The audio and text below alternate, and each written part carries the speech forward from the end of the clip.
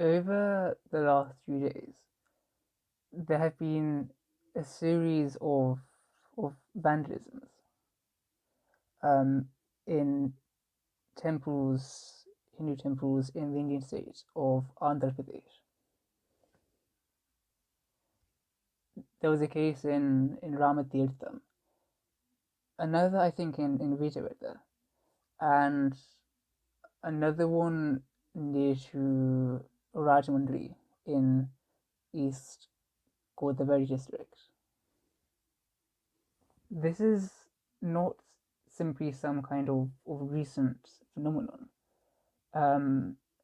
This kind of thing has been going on for for years. Um, so, for those of you who don't know, the Indian state of Andhra Pradesh, which is kind of in on the Bay of Bengal, so kind of on the eastern coast of the peninsula, is the hotspot of evangelical Christian mission activity in India. Another thing, I don't intend in any way to express prejudice or hatred against any particular group. I in no way intend for this video to invoke a personal backlash against Christians either abroad or in India. I also don't want to use this video to espouse any extreme views.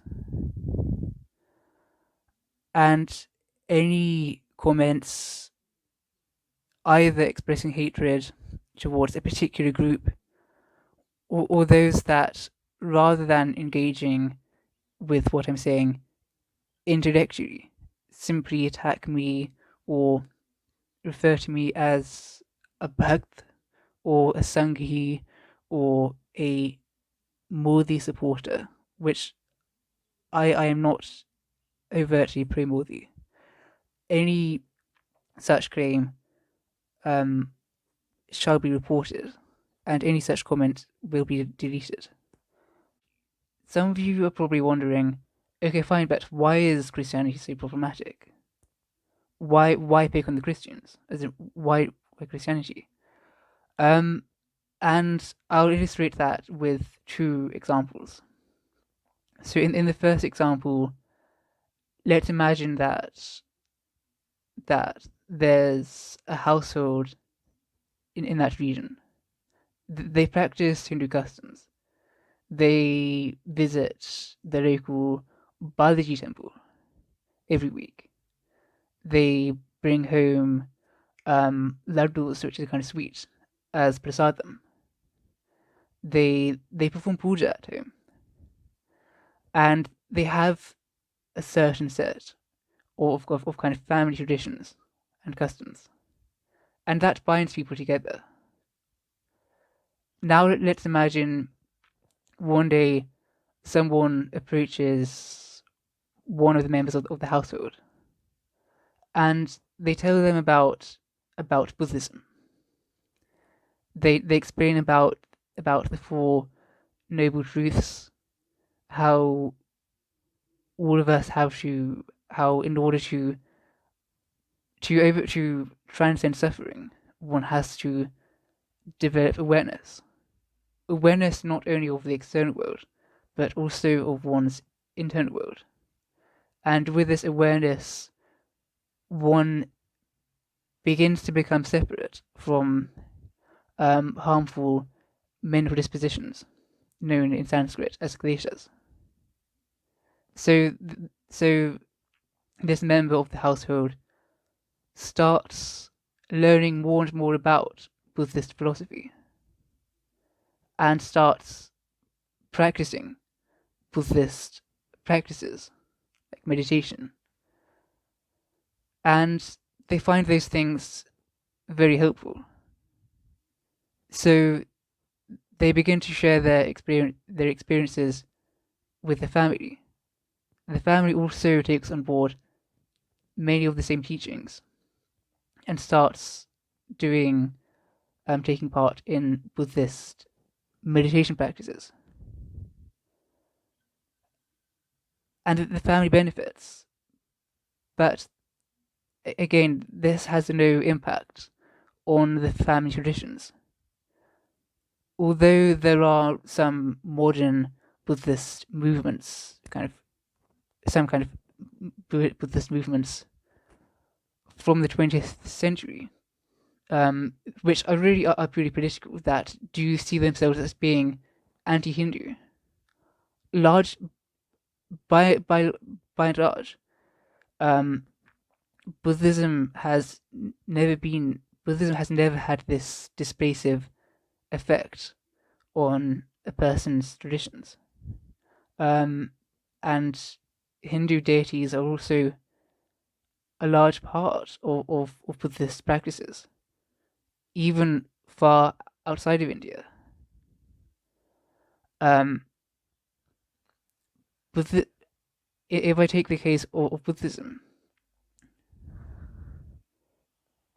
Buddhism has a tendency to combine itself with the traditions, the religious practices of different cultures, and it doesn't take anything away. And in the example that I gave, um, the family would still retain their same practices. The introduction of Buddhist teachings would not cause any family tension. Now, now let's take a different example. Let's suppose that in this village there's another family, and one day the family's daughter finds out about. Now let's take another example. Let's suppose that there's also another family, and like the first, they also visit the temple every week. They bring home prasadam, they take part in puja, they do all of the rituals, um, and this is what binds the family together. But suppose, let's say, the daughter kind the daughter takes part in these rituals because that's what she's known. These are what she has encountered growing up.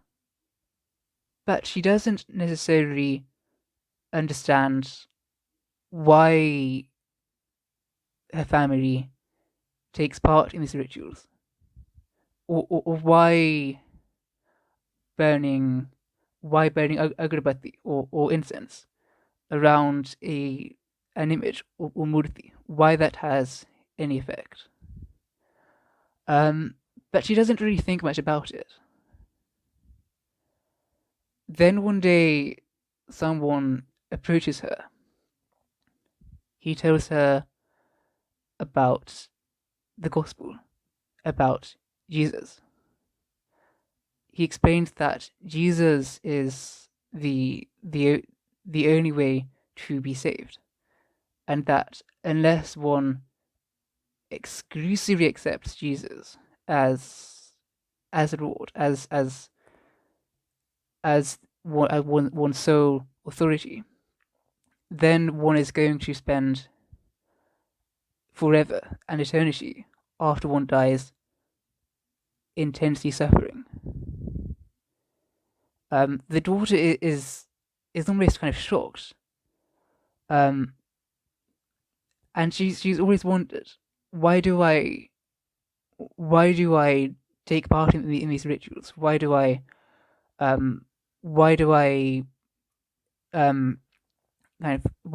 of burn incense around my biology murti? And she also finds out that her family customs are an act of rebellion against the one true God. And these are Christian teachings. These are not kind of fringe ideas that only kind of a certain minority of Christians accept. These are the standard essential Christian teachings found throughout the New Testament. Um, just in case in case anyone kind of says that I'm attacking Christians unfairly, or I'm misrepresenting Christians, or Christians couldn't possibly believe this stuff. This is what all Christians are supposed to believe. So the daughter's taken back, and she's really anxious about what's going to happen to her family. So she returns back home. She realizes that she can't take part in her family customs anymore, because as far as she now believes, they are evil, as it says various times throughout both testaments of the Bible. For example, in Romans chapter 1, the use of images, or as the Bible says, idols in worship, is seen as the sign of a rebellious, declining society. And the Bible often associates the use of images in worship with illicit sexual practices. So there is so slowly this cognitive association forms, and the daughter of the household feels really uncomfortable when her family takes part in the practices. She can no longer go to the temple with them. She can't any longer participate in the same customs. She can't marry.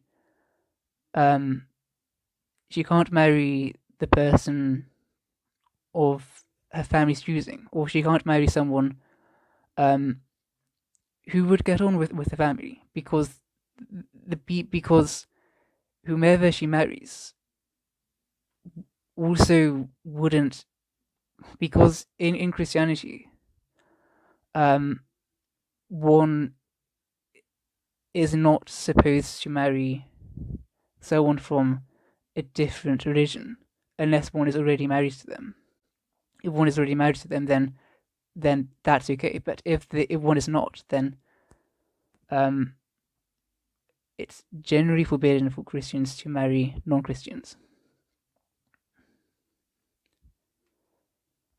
Which means that whomever the daughter marries also cannot engage with the family's traditions. The daughter takes down the murtis, the images of Balaji or her deva, her deity, from her room. In some cases, some Christians might associate these things with evil. In some cases, even evil spirits, and I do know of cases where Christians have destroyed their own personal Hindu images or murtis. I don't know if that's especially common. So for this example, I'll just assume that the daughter of the household just takes these out of her room and gives them to her parents. But now you can begin to imagine that this new ideology that is exclusivistic that demands exclusive obedience, that says that one's own traditions are evil. This ideology will create a lot of tension within families and between communities. And don't forget that now the daughter of the household is afraid for her parents. Again, according to the daughter's new religion, because her parents do things wrong, because her parents take part in Hindu customs, in devotion towards other gods, because her parents don't accept the same beliefs as her, then they will also suffer for eternity after they die. And so not only do we have this scenario where one of the members of the household cannot engage with her family in the same way, cannot engage in the things that united the family, but she also now, through no fault of her own, in many ways, has to try to separate other members of her family away from their own traditions, just like her. And that's why Christianity, as opposed to other ideologies, is so divisive. In Indian epistemology, there's a phrase: where there's smoke, there's fire. In other words, where there's an effect, there is also a cause, or a set of causes. So we have established that Christianity, by its very core teachings, is divisive. And we have also established that in certain parts of the world, in the case of this video, in the Indian state of Andhra Pradesh, there is immense Christian proliferation, and most of this is fairly recent. It is evangelical Christianity, and evangelical Christianity doesn't generally have much of a historical foothold in India, unlike some other Christian movements within India. So this is something that has mushroomed within the last few decades. One also has to be aware that a lot of Christian groups in this region have a lot of resources, and they also operate in villages that generally are not that wealthy, which makes one wonder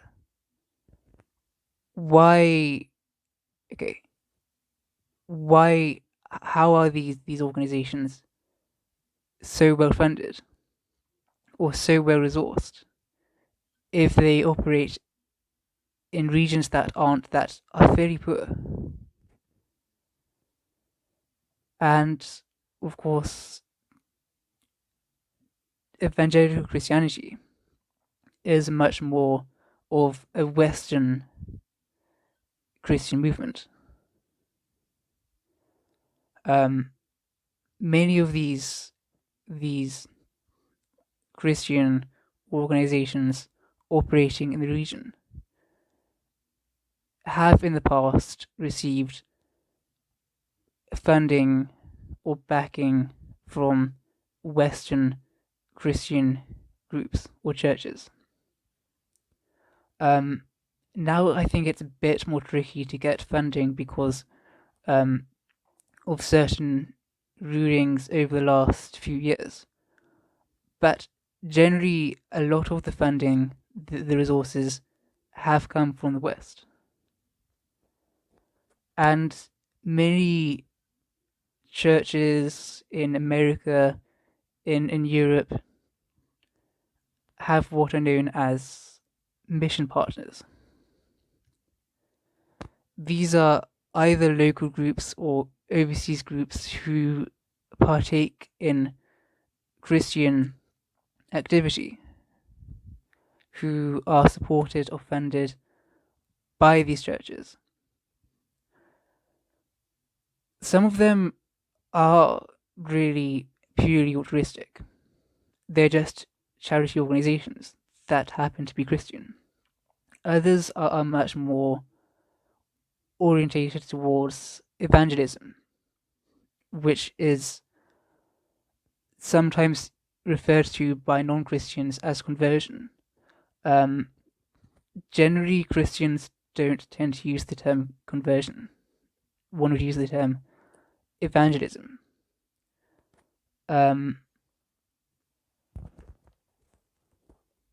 And these churches, these church congregations, aren't funding overseas groups necessarily with malicious intentions.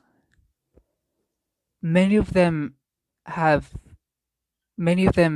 find out about the work they fund from the organizations, from the overseas organizations themselves. And so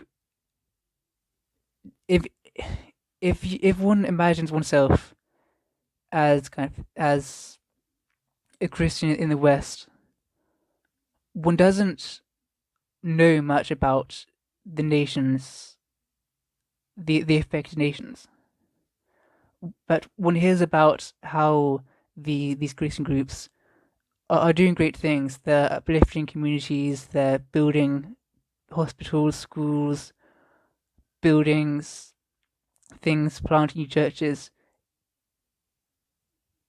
One naturally thinks that by giving money to these groups, one is benefiting, one is enhancing overseas communities, and also spreading the love of Jesus as a bonus. Because that's what Western Christians hear. And sometimes people in these communities do clash with Christian groups. And when that happens, one hears that these Christian groups are being persecuted. And there are genuine cases where Christians in India have faced violence. Like in parts of Odisha, the state north of Andhra Pradesh.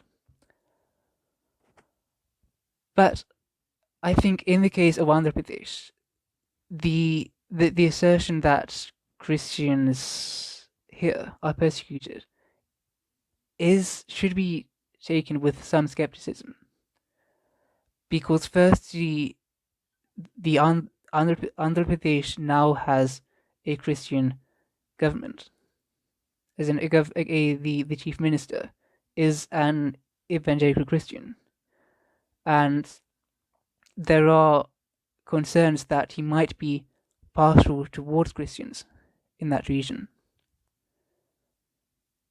And also because of the way in which the Christian narrative operates. And as I've mentioned, Christianity is naturally antagonistic.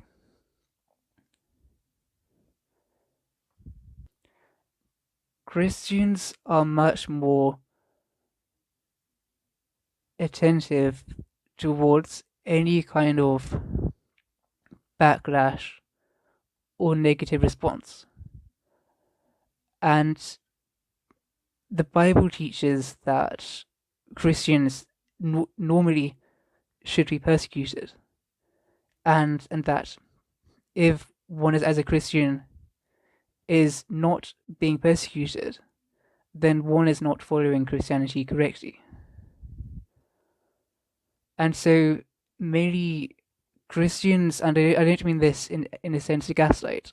By gaslight, I mean denying or invalidating a person's own account of their own experiences. But Christians largely are fairly attentive to any kind of negative response, and we'll often interpret that as persecution because that is consistent with biblical teaching. And I've encountered that a lot in my own personal experience. And so there is always this danger that accounts of persecution are going to be exaggerated. To summarize, Christianity, in comparison to other ideologies, is a problematic religion. Secondly, in parts of the world, so in this particular video, I'm highlighting the example of Andhra Pradesh in India. But in certain regions, there is a lot of Christian activity. This activity can harm communities. It can divide people. It can divide families because now people have to live mutually incompatible lives or lifestyles. And a lot of this is funded from overseas. And the people who fund this often believe that they're helping. But as I've explained and as has become evident, they are not. So my request is, if you are a Hindu, or if you have some kind of connection to Hindu culture, maybe you're a Buddhist or a Jain or a Sikh, if you have some connection to Hindu culture, one, it's important to be aware of these issues. Many Hindus do not really understand Christianity especially well, mainly because Christianity is radically different from Hindu worldviews. And often Hindus tend to fall into two camps. Either the denialism camp, so justifying Christian beliefs, even denying Christian beliefs, so denying the more problematic Christian beliefs that even Christians themselves would openly admit. So, and the other camp, the other extreme, is Hindus who are very averse to Christianity, but don't perhaps understand the nuances, or the theology in depth, or the variation within Christianity. And so a lot of Hindus who are very critical of Christianity don't have very strong or robust criticisms. So if you're a Hindu please, please do some research of Christianity, about the politics of Christianity in India, about the history of Christianity within European colonialism, Christian theology, and also make other people aware. Perhaps write to churches if you know of any Christian groups that fund this activity. Just make them aware that some of what they're doing is actually causing harm overseas. And the narratives they may be told often are not entirely true. And if you are a Christian watching this, um, especially if you're an evangelical Christian, please, please be aware that some of what you're funding, or you might not be directly funding it, but some of what groups you are possibly connected to are funding is damaging overseas communities. And that mission work actually does cause a lot of harm. Be aware that the narratives you are told, whether that's by groups like Gospel for Asia, which has been denounced by Gospel for Asia has actually been denounced by various Christian groups now. But whether that's perhaps Open Doors, be aware that the narratives you're told often are not entirely accurate. And please be very careful about which groups you're funding.